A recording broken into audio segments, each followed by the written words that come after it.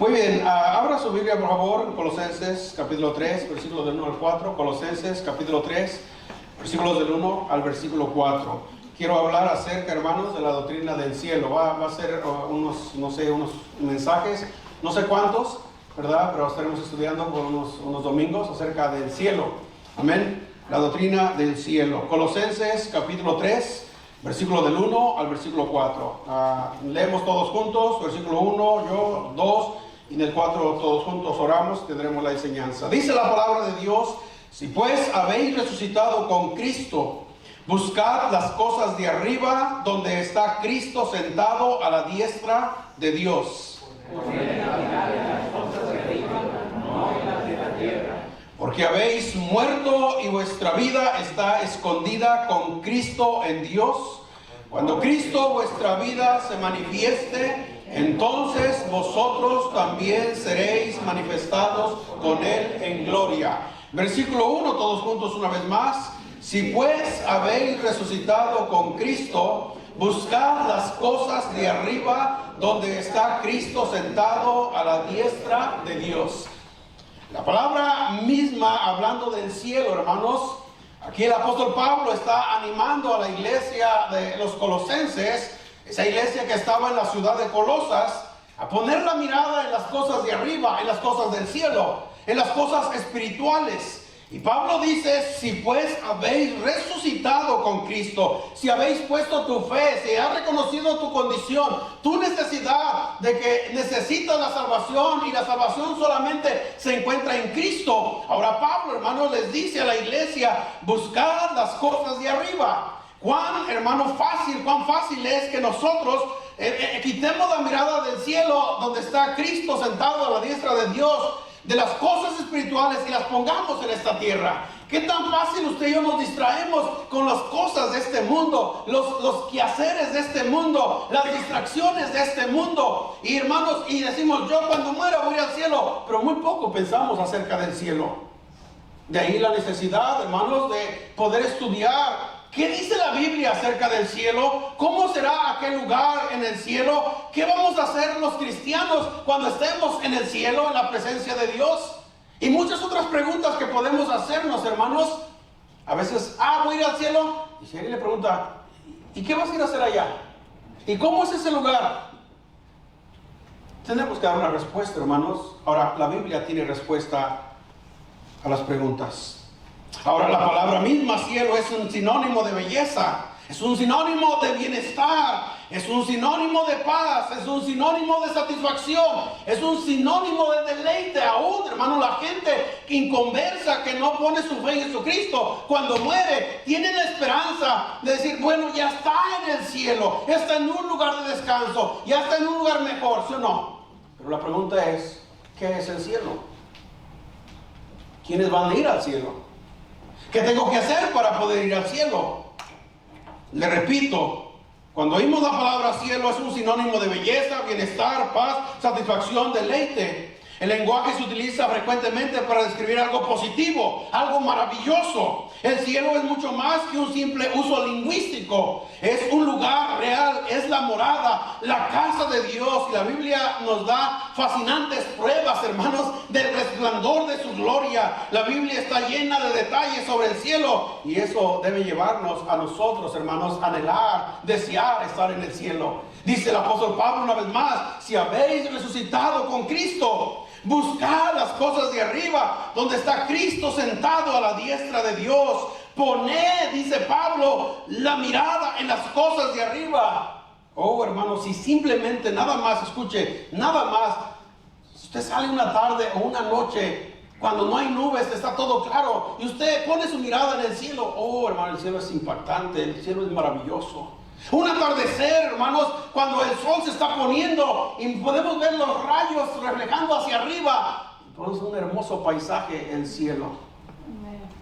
Cuando usted va en un avión, ¿verdad? Y de repente se mira todo oscuro y abre la ventana y mira las nubes, hermanos.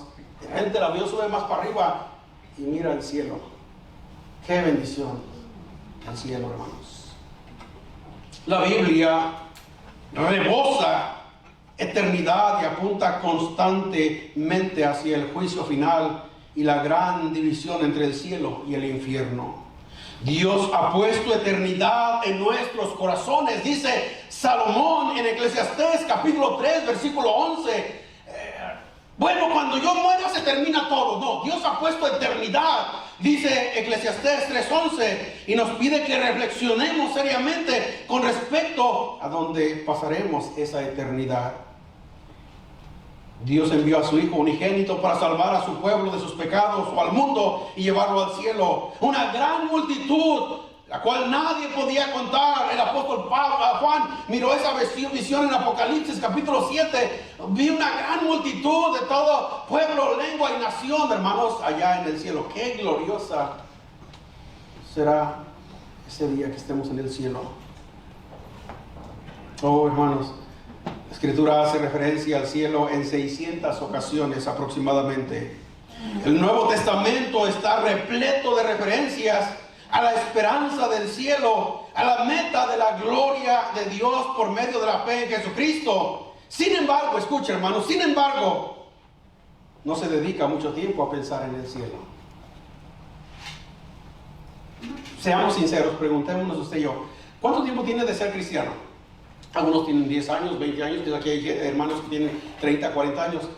En esos 40 años, ¿cuánto tiempo usted ha pensado, meditado o estudiado acerca del cielo? ¿Se da cuenta? La necesidad, hermanos, de nosotros estudiar y conocer, saber lo que la Escritura dice acerca del cielo. La palabra de Pablo a los Colosenses: si pues habéis resucitado con Cristo, buscad las cosas de arriba. Estamos tan ocupados, estamos tan afanados en las cosas de esta tierra. Hermano, en una brisa de ojos usted y yo podemos dar el paso de esta tierra a la eternidad, así como lo oye. Sería bueno conocer más del cielo. Todo se va a quedar, la casa se va a quedar, el carro se va a quedar. ¿Qué se va a llevar? Nada se va a llevar. Pero qué bendición será ese día, hermanos, si ha puesto su fe en Jesucristo. Y Pablo animando a la iglesia, a los colosenses: si habéis resucitado con Cristo, buscad las cosas de arriba, donde está Cristo sentado a la diestra de Dios. Poner nuestra mirada, poner nuestros pensamientos, poner nuestro corazón en el cielo, hermanos. Es claro que Dios desea que pensemos seria y frecuentemente en el cielo y en el Señor del cielo, que es nuestro Dios.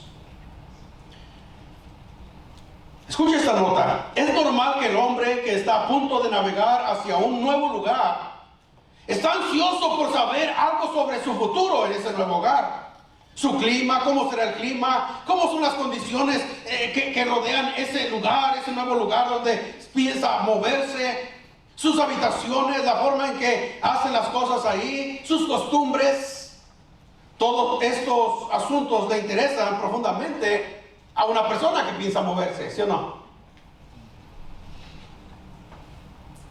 Usted está dejando la tierra donde nació y va a pasar el resto de su vida en un hemisferio nuevo. Por cierto que sería raro que no quisiera información en cuanto a su nueva morada. Ahora, por supuesto que si esperamos vivir para siempre en esa patria mejor, en esa patria celestial que la Biblia lo describe, deberíamos tratar de obtener todo el conocimiento que pudiéramos sobre ese lugar, hermanos, donde estamos aquí en la tierra. Antes de ir a nuestro hogar celestial, deberíamos tratar de conocerlo. Eso dijo un predicador del pasado llamado Juan Carlos Wright. Jonathan Edwards, el gran predicador puritano, habló con frecuencia del cielo. Él dijo: sería bueno que pasáramos esta vida solo como un viaje hacia el cielo, el cual deberíamos subordinar todas las otras preocupaciones de la vida, porque deberíamos trabajar o poner nuestro corazón en ninguna otra cosa, dice Jonathan Edwards, sino en aquello que es nuestro destino final y nuestra verdadera felicidad. Y si todos buscamos la felicidad, ¿por qué no hacerlo lo que hizo Jonathan Edwards y buscarla donde en realidad puede ser encontrada, en la persona de Jesús y en el lugar llamado cielo? Jesús dijo a sus discípulos en Juan 14, versículo 1 en adelante: voy pues a preparar lugar para vosotros. Y si me fuere, vendré otra vez y os tomaré a mí mismo, para que donde yo estoy, vosotros también estéis. Amén, hermanos. Oh, hermano, mire, qué bendición tener un hogar donde descansar. Qué bendición. Pero todo eso no se compara con lo que nos espera allá en el cielo. Amén. Pero sería bueno conocer más de ese lugar. Pablo dijo que partir de esta tierra e ir con Cristo, hermanos, era mucho mejor que permanecer en esta tierra. En Filipenses capítulo 1, versículo 23. O sea, Pablo dijo: yo estoy en un aprieto. Yo no sé qué es mucho, bueno, yo no sé qué escoger. Yo sé que es mucho mejor estar en la presencia de Dios. Pablo entendía y tenía un concepto correcto acerca del cielo. Pero es necesario que yo me quede aquí para seguir predicando el evangelio. Pero el corazón de Pablo decía: pero si yo me voy al cielo, sería mucho mejor, hermanos. Oh, ¿cuántos anhelamos ir al cielo? Mire, se cierra el libro de Apocalipsis, hermano, y el apóstol Juan dice Cristo: aquí vengo pronto. Y el apóstol Juan dice: oh sí, ven Señor Jesús. Se cierra la Apocalipsis, que el Señor venga por nosotros, que nos lleve a su presencia. Gracias a Dios por el cielo. A manera de pregunta, ¿por qué estudiar la doctrina del cielo? Tengo algunas razones y luego estaremos mirando una introducción acerca del cielo. Pero ¿por qué estudiar la doctrina del cielo? Número uno, en primer lugar, hermanos, porque muchos dan por un hecho que van a ir al cielo. Muere alguien, está en el cielo, ¿sí o no? No importa quién sea, todos van al cielo. Porque dan por un hecho, dan por sentado de que todos vamos a ir al cielo. ¿Por qué estudiar, hermano, la doctrina del cielo? Porque muchos dan por sentado que van al cielo. Vaya conmigo a Mateo capítulo 7, por favor. Mateo 7, Sermón del Monte, versículo 21 al versículo 23. Y mire esta realidad que Jesús da a estas personas que tenían la convicción en su corazón de que iban a ir al cielo, pero estaban muy equivocados. Mateo 7, versículo 21 al versículo 23. No todo el que me dice Señor, Señor, entrará en el reino de los cielos, sino el que hace la voluntad de mi Padre que está en los cielos. Escuchen, hermanos, muchos, no pocos, muchos me dirán en aquel día: Señor, Señor, ¿no profetizamos en tu nombre y en tu nombre echamos fuera demonios y en tu nombre hicimos muchos milagros? Entonces les declararé: nunca os conocí, apartaos de mí, hacedores de maldad. Qué palabras tan duras, hermanos. Este pasaje nos dice: muchos me dirán en aquel día. Esas personas que Jesús está enseñando a los discípulos profesaban conocer a Dios, profesaban tener una relación muy cercana a Dios, porque ellos decían: Señor, Señor. Es una expresión, hermanos, que usaban los hebreos, y esa doble pronunciación de palabra Señor, Señor indicaba una cercanía a Dios, una comunión íntima con Dios. ¿Se acuerda cuando Jesús le dijo a Pedro: Simón, Simón? ¿Se acuerda cuando Dios le dijo: Abraham, Abraham? Una cercanía de Abraham con Dios. Y estos le decían: Señor, Señor. Dios le dice a Abraham: Abraham, Abraham. Dios le dice a Samuel: Samuel, Samuel. ¿Se acuerdan? Jesús le dice a Pedro: Simón, Simón. ¿Cuántas personas tienen este mismo pensamiento en nuestros días? Creen que van a ir al cielo, pero se llevarán la terrible sorpresa que no es así. Por eso, hermanos, es importante estudiar acerca del cielo y quitarnos ese pensamiento: es que todos vamos al cielo. Hermano, muere una persona. Cuando una persona muere, todos son buenos. Aún dentro del círculo evangélico cristiano, ¿verdad? Muere el hermano. Ay, era el hermano más bueno. Era infierno, venía a la iglesia, llegaba tarde, etc. Pero era el cristiano más bueno. No, hermanos. Cuando alguien muera, eso lo dije hace tiempo, vamos a decir lo que sea. Y vamos a predicar el evangelio. Amén. Porque todos se mueren y todos son buenos. Muere el peor del pueblo. Ay, era una persona tan buena. No todo el que me dice Señor, Señor. Por eso es importante, hermanos, estudiar acerca del cielo, porque muchos dan por un hecho que van a ir al cielo. En segundo lugar, ¿por qué estudiar la doctrina del cielo? Porque muchos tienen una idea distorsionada del cielo, hermanos. El verdadero problema es nuestro excesivo apego a esta vida. El hombre rico de la historia que Jesús contó, hermanos, que hallamos en Lucas capítulo 12, del 16 al 21, es un ejemplo clásico. Este hombre rico estaba tan ocupado, tan enfocado, hermanos, enriqueciéndose, que no tenía tiempo para pensar en el cielo. Vaya conmigo rápidamente, Lucas 12, versículo 16. ¿Lo tiene? Dice la palabra de Dios, Lucas 12, versículo 16. Le dijo uno de la multitud: maestro, di a mi hermano que parta conmigo la herencia. Mas él le dijo: hombre, ¿quién me ha puesto sobre vosotros como juez o partidor? Y les dijo: mirad, guardaos de toda avaricia, porque la vida del hombre no consiste en la abundancia de los bienes que posee. También le refirió una parábola diciendo: la heredad de un hombre rico había producido mucho, y él pensaba dentro de sí diciendo: ¿qué haré? Porque no tengo dónde guardar mis frutos. Y dijo: esto haré, derribaré mis graneros y los edificaré mayores, y ahí guardaré todos mis frutos y mis bienes. Y diré a mi alma, muchos bienes tienes guardados para muchos años, repósate, come, bebe, regocíjate. Pero Dios le dijo: escucha, hermano, necio.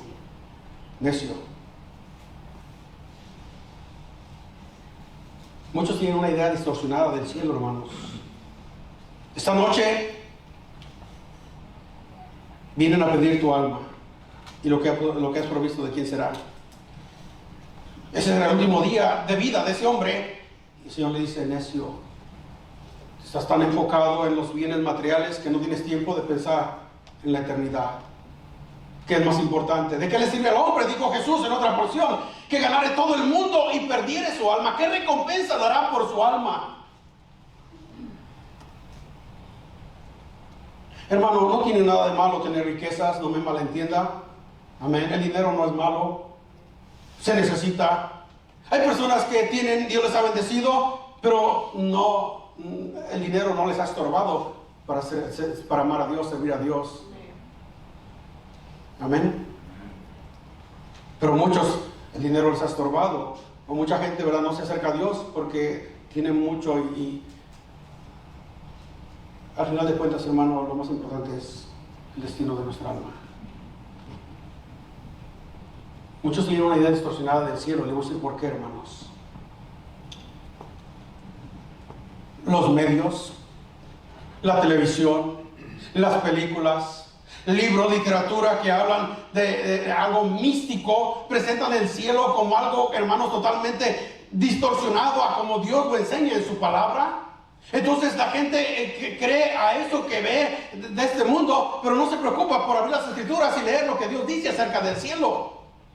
Entonces hay un conocimiento, hermanos, una idea distorsionada del cielo, a tal punto que muchos dicen, o todos dicen, que todos vamos a ir al cielo. En tercer lugar, ¿por qué, hermanos, estudiar la doctrina del cielo? Porque al predicar el evangelio es necesario, escuche, es necesario enseñar del cielo. Amén. El evangelio incluye, hermanos, el cielo. El día que tú mueras, ¿a dónde vas a ir? ¿Al cielo o al infierno? Si no hacemos esa pregunta, es necesario hacerlo. Entonces, si al presentar el evangelio tenemos forzosamente incluye el cielo, hermanos, es importante nosotros conocer acerca del cielo. Es parte del evangelio. ¿Qué es lo que anuncia el evangelio, hermanos? Bueno, que Dios perdona el pecado de todo aquel que reconoce su pecado, se arrepiente, pone su fe en Jesucristo como su único Salvador, y Dios promete darle vida eterna en un lugar maravilloso llamado el cielo, hermanos. Juan 14, del 1 al 6. Ya lo mencioné hace unos momentos. La oferta del Evangelio es el conocimiento del único Dios vivo y verdadero y la reconciliación con Él, el perdón de los pecados y la plena certeza que pasaremos la eternidad en su presencia. ¿Dónde? En el cielo, hermanos, en la presencia de Dios. Entonces, al presentar el Evangelio, es necesario enseñar acerca del cielo. Porque es importante enseñar, conocer la doctrina del cielo, porque fortalece, a cuarto lugar, hermano, fortalece nuestra fe y nos consuela en medio de nuestras aflicciones. Dice el apóstol Pablo en Romanos: tengo por cierto que las aflicciones del tiempo presente no son comparables a las glorias venideras que nos esperan. ¿En dónde, hermanos? En el cielo. O sea, Pablo, el saber del cielo, el conocer del cielo en medio de las aflicciones, porque todos pasamos aflicciones, no importa quién sea, todos pasamos aflicciones. Y dice Pablo: tengo por cierto que las aflicciones del tiempo presente no son comparables con las glorias venideras que nos esperan en el cielo, en la presencia de Dios.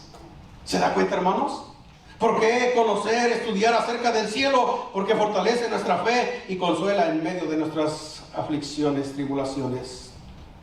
Descuidar la doctrina del cielo o mal entenderla lleva al desánimo, lleva a la melancolía. Hay gente que está todo el tiempo triste, desanimada, llorando, y somos más propensos a la mundanalidad, hermanos. Pero con nosotros, dice Pablo, poner la mirada a la iglesia, a los colosenses, en las cosas del cielo. Si habéis resucitado con Cristo, poner la mira en las cosas de arriba, no en las de la tierra. ¿Dónde está Cristo sentado? Cuando Cristo, nuestra vida, se manifieste, seremos semejantes a Él, porque le veremos tal como Él es. Qué glorioso será ese día. Tener un conocimiento bíblico del cielo nos fortalece, hermanos. Nos anima en medio de cualquier prueba o circunstancia que pasemos en esta vida. Cantamos un himno que dice: el mundo no es mi hogar, soy peregrino aquí. Amén. Hermano, este mundo no es nuestro hogar, vamos de paso. Amén. 50 años, 60, 70, 80, 70 los más robustos, 90. Los años que Dios nos dé, hermano, son como un abrir y cerrar de ojos. Aquí hay hermanos, ¿verdad?, que ya tienen sus 60 años, y si ellos hacen memoria, parece que fue ayer. ¿Cómo ha pasado el tiempo? Así es la vida. Pero déjenme decir una cosa, hermanos: en el cielo va a ser por la eternidad. Allá no va a haber arrugas, allá no va a haber dolores de cabeza, va a ser todo diferente. Y es lo que estaremos estudiando acerca del cielo. Amén. Veamos 3 puntos en cuanto a Dios y el cielo, el tiempo que nos resta. No voy a predicar como el pastor Galván, no se preocupe, ¿ok? 3 cosas. En primer lugar, hermanos, la gloria de Dios manifestada. La gloria de Dios manifestada. Cuando uno va al primer libro de la Biblia, Génesis capítulo 1, versículo 1, que usted se lo sabe de memoria, dice: en el principio creó Dios, ¿qué? Los cielos y la tierra. En el principio creó Dios los cielos y la tierra. Entonces cabe, ante esa afirmación, hermanos, hacernos una pregunta: ¿para qué Dios creó los cielos? Porque es el tema que estamos tratando, el que estaremos estudiando. En el principio creó Dios los cielos y la tierra. Pregunta: ¿para qué Dios creó los cielos? Cuando leemos Génesis 1:1, dice que Dios creó los cielos. ¿Cuál es la razón de Dios al crear los cielos? La respuesta es clara, hermanos, y la podemos ver en el Salmo 19, versículo 1. Salmo 19, usted conoce ese salmo, lo hemos leído muchas veces, pero vamos ahí para una vez más. Salmo 19, versículo 1. Dice la palabra de Dios: los cielos, ¿qué? Cuentan la gloria de Dios. Oh, qué bendición, hermanos. En el principio creó Dios los cielos y la tierra. ¿Por qué Dios creó los cielos? Porque los cielos, hermanos, manifiestan, declaran la gloria de Dios. En el principio creó Dios los cielos y la tierra. Versículo 19 del Salmo dice, Salmo 19, los cielos cuentan la gloria de Dios, el firmamento anuncia la obra de sus manos. ¿Cuál es la respuesta, hermanos? Para su gloria. Dios creó el cielo o los cielos, ¿verdad? Creemos, la Biblia enseña que hay 3 cielos, ¿verdad? El primer cielo donde nosotros vemos de vuelan las aves. Segundo cielo están los planetas. Tercer cielo, hermanos, es la misma presencia de Dios. El apóstol Pablo dice que en una ocasión fue llevado en el Espíritu al tercer cielo, a la misma presencia de Dios. Y luego dice, y para que todo lo que Pablo pudo ver y no se le subiera el orgullo, dice que le fue dado un aguijón en la carne.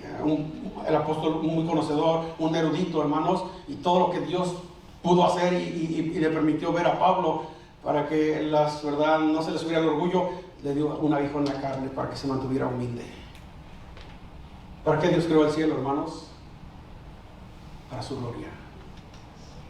El cielo o los cielos, podríamos decir, manifiestan, declaran la gloria de Dios. Isaías 43:1, por favor. Isaías 43, versículo 1. Isaías 43, versículo 1, dice la palabra de Dios. Ahora, así dice Jehová, creador tuyo, oh Jacob, y formador tuyo, oh Israel. Isaías 43, versículo 7. Estoy leyendo el 1, pero vamos al versículo 7. Todos los llamados de mi nombre, ¿qué dice, hermanos? Para gloria mía los he hecho, los formé y los hice. En otras palabras, hermano, todo lo que Dios creó, Génesis capítulo 1, lo creó para su gloria. Los cielos declaran la gloria de Dios. El hombre, hermanos, es un reflejo de Dios en esta tierra. Ahora sabemos que entró el pecado, ahorita voy a hablar un poquito más de eso, pero el hombre trae la misma imagen de Dios en él, que ha sido distorsionada por el pecado. Pero en Efesios también nos habla, hermanos, acerca cuál es el propósito de Dios en todas las cosas. Es para la gloria de Él, hermanos. Efesios capítulo 1, versículo 1 en adelante, dice la palabra de Dios de esta manera. Efesios 1 dice, versículo 3, bendito sea Dios y Padre de nuestro Señor Jesucristo, que nos bendijo con toda bendición espiritual en lugares celestiales en Cristo Jesús. Celestial es el cielo, según nos escogió en Él antes de la fundación del mundo, para que fuésemos santos y sin mancha delante de Él, en amor, habiéndonos predestinado para ser adoptados hijos suyos por medio de Jesucristo, según el puro afecto de su voluntad, para alabanza de su gloria, de su gracia, con la cual nos hizo aceptos del amado, en quien tenemos redención por su sangre, el perdón de pecados, según la riqueza de su gracia, que hizo sobreabundar para con nosotros en toda sabiduría e inteligencia, dándonos a conocer el misterio de su voluntad, según su beneplácito, el cual se había propuesto a sí mismo de reunir todas las cosas en Cristo en la dispensación del cumplimiento de los tiempos, así las que están en los cielos como las que están en la tierra. En Él asimismo tuvimos herencia, habiendo sido predestinados conforme al propósito del que hace todas las cosas según el destino de su voluntad. A fin, ¿cuál es el propósito de todas estas cosas que Pablo ya mencionó? A fin de que seamos, ¿qué, hermanos? Para alabanza de su gloria. Nosotros los que primeramente esperábamos en Cristo. Entonces, en otras palabras, todo lo que el Señor ha hecho, hermanos, aún creó los cielos y la tierra. La última cosa que Dios creó fue al hombre para alabanza de su gloria. Hermano, los cielos cuentan la gloria de Dios, los cielos declaran la gloria de Dios. Y como nos cuesta a nosotros los seres humanos darle gloria a Dios. Nos gusta alabarnos a nosotros mismos antes que alabar a Dios. Debemos nosotros caer de rodillas y darle la honra y la gloria a Dios. Entonces vemos la gloria de Dios manifestada a través de su creación. Dios creó los cielos para manifestar la gloria que Él tiene, hermanos. Todo fue hecho para su gloria. Romanos 11:36, versículo conocido, hermanos. Dice Romanos 11:36, porque de Él y por Él y para Él son todas las cosas. A Él sea la gloria por los siglos. Amén. Hermano, cuando nosotros de repente, por alguna razón, queramos enaltecernos, recordemos que a Él sea la gloria. no nosotros. Él es el Creador. Él es el Dios verdadero. Y Él nos ha creado, hermanos, para manifestar la gloria de Dios. Entonces podemos concluir, el cielo existe para la gloria de Dios, amén, y para el disfrute de sus hijos en su gloria cuando estemos en su presencia. Qué bendición, qué bueno es nuestro Dios, hermanos. Ciertamente en los años en esta vida pasamos situaciones, tratemos de ser agradecidos, darle gracias a Dios, tener un corazón agradecido, y los años que Dios nos dé de vida los disfrutaremos. Hermano, nos espera algo mejor en el cielo. Qué bendición. El uso primario del cielo es el lugar de Dios o la morada de Dios. Isaías 43:15 dice: yo Jehová, santo vuestro, creador de Israel, vuestro rey. El cielo es la gloriosa y santa morada de Dios. Versículo 16. El cielo es la santa morada de Dios. Número 1, en primer lugar, la gloria de Dios manifestada a través de los cielos, hermanos, a través de su creación. Pero en segundo lugar, la gloria de Dios opacada. La gloria de Dios opacada. Todos sabemos que la creación no es lo que fue cuando Dios la creó. El pecado entró a la humanidad. Génesis capítulo 2, capítulo 3, ¿verdad? Ahí nos dice la caída, hermanos. Y trajo con ello toda secuela, desgracia y destrucción. Todos los males que hay, hermanos, homicidios, tuvieron su principio en el huerto del Edén, cuando Adán y Eva comieron, pecaron y entró el pecado en la humanidad. Y de ahí, hermanos, todo lo que vemos hoy en día, simplemente su raíz, su principio está en Génesis, en Adán.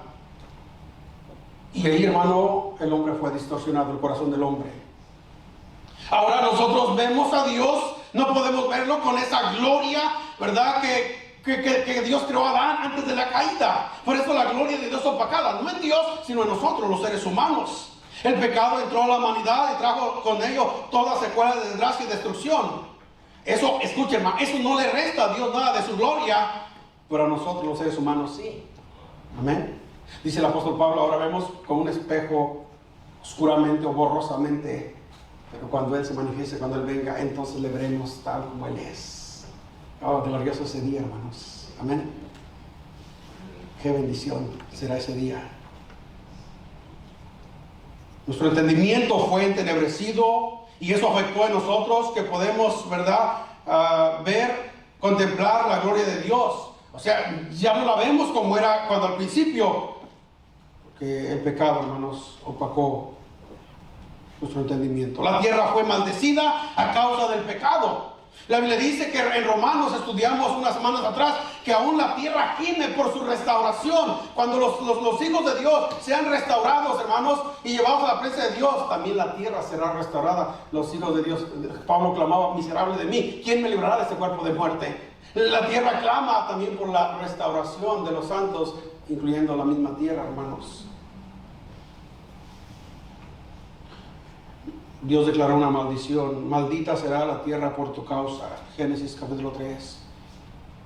Cardos y espinos te producirán. Mire, una tierra, un terreno, déjelo y no lo cuide. ¿Sabe qué va a dar? Espinos y cardos. Pero si usted la cuida, usted le trabaja, pues puede producir algo. Porque la tierra fue maldecida a causa del pecado, a causa de la caída de Dios, del hombre en el huerto del Edén. ¿Se da cuenta? La gloria de Dios opacada. La creación fue sujeta a corrupción. Pero en tercer lugar, hermanos, la invitación de Dios a ese lugar llamado cielo. La invitación de Dios a ese lugar llamado cielo. Con todo lo que hemos visto, a pesar de vivir en un mundo corrompido, hay ese lugar llamado cielo, hermanos. Juan el Bautista predicó: el reino de los cielos se ha acercado. Ese fue el mensaje, no solamente de Juan el Bautista, fue el mensaje, hermanos, de nuestro Señor Jesucristo durante su ministerio terrenal. Ese fue el foco central, hermanos, el mensaje de Jesucristo. La gloria del reino de Dios restaurando en la mente y en el corazón de todo aquel que cree y pone su fe en Jesucristo. Cuando Cristo vino al mundo, una multitud de ángeles alabaron y dijeron, Lucas capítulo 2, versículo 13 y 14, hermanos, dice la palabra de Dios. Y repentinamente apareció con el ángel una multitud de huestes celestiales que alababan a Dios y decían, gloria a Dios en las alturas y en la tierra paz y buena voluntad para con los hombres. Cristo vino a este mundo lleno de pecado para llamar al hombre al arrepentimiento y llevarlo al cielo. Si el hombre acepta, recibe, se arrepiente. El reino de Dios se ha acercado. Cuando Cristo nació, dice que estaban los pastores velando las vigilias de la noche, se le apareció un ángel, les dio el anuncio, y una gran multitud de ángeles se aparecieron también. Y sabe, dice el pasaje que acabamos de leer, dice, y decían, gloria a Dios en las alturas, y en la tierra paz y buena voluntad para con los hombres. Ahí está la invitación de Dios, hermanos, a ese lugar llamado cielo. En la introducción del Evangelio de Juan, el apóstol Juan nos dice en Juan 1:14, y aquel verbo fue hecho, ¿qué, hermanos? Carne. Hablando de Jesucristo, y aquel verbo fue hecho carne y habitó entre vosotros, dice, y vimos su gloria, gloria como del unigénito del Padre, lleno de gracia y de verdad. La gloria de Dios en medio de nosotros, dice el apóstol Juan. Qué privilegio tuvieron esos hombres que vivieron los tiempos de Cristo, pero muchos de ellos no creyeron. Y Jesús en una ocasión dijo, bienaventurados vosotros que no viendo creyeron, que aquellos que vieron y no creyeron. Está la invitación, hermanos, de Cristo a ese lugar llamado cielo. Jesús le dijo a sus discípulos, para que donde yo estoy, vosotros también, ¿qué? Estéis. Y esto es más como una introducción. Estaremos en los próximos domingos hablando acerca del cielo. Pero quisiera concluir, hermanos, para una pregunta. ¿Para qué creó Dios el cielo? A manera de un breve repaso. Para su gloria. Amén. ¿Para qué creó Dios el cielo? Para su gloria. Debemos estar, escuche, interesados. Debemos estar interesados en nuestro Dios y en la gloria de Dios. Esto nos debe llevar a estudiar y conocer más a Dios y el cielo, la morada de Dios. Con la ayuda de Dios estaremos estudiando durante unos domingos. Si no estamos interesados, escuche, eso es muy importante antes de terminar. Si no estamos interesados en la persona de Dios y en la gloria de Dios, es posible, escuche, que no vamos al cielo. Amén. Si no estamos interesados en la persona de Dios y en la gloria de Dios y en el cielo que es la morada de Dios, examinemos el corazón, es posible que no vayamos al cielo. Quizás podemos caer en esa categoría que un día dijeron, Señor, Señor, pero en tu nombre hicimos esto, pero en tu nombre elevábamos oraciones, en tu nombre dábamos una ofrenda, en tu nombre. El Señor les dirá, apartados de mí, nunca os conocí. Que Dios nos libre, hermanos, acerca de eso.